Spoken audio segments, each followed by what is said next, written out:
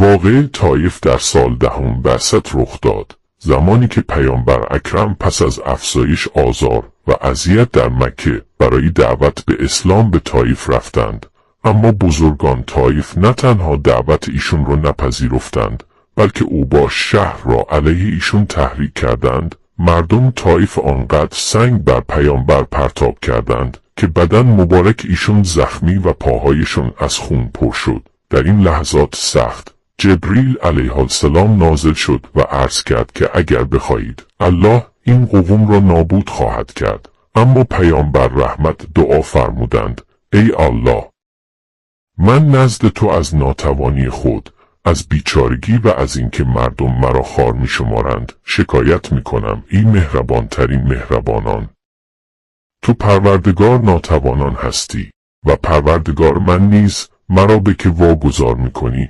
آیا به بیگانه‌ای که با من سختی کند یا به دشمنی که او را بر کار من مسلط ساخته ای؟ اگر تو بر من خشمگین نباشی هیچ باکی ندارم، اما عافیت تو برای من گسترده تر است. من به نور ذات تو که همه تاریکی ها را روشن ساخته و کار دنیا و آخرت را اصلاح کرده است پناه میبرم از اینکه خشم تو بر من فرود آید یا ناخشنودیات مرا در برگیرد. من تنها خواهان رضایت تو هستم تا زمانی که از من راضی شوی و هیچ نیرو و توانی جز به مدد تو وجود ندارد.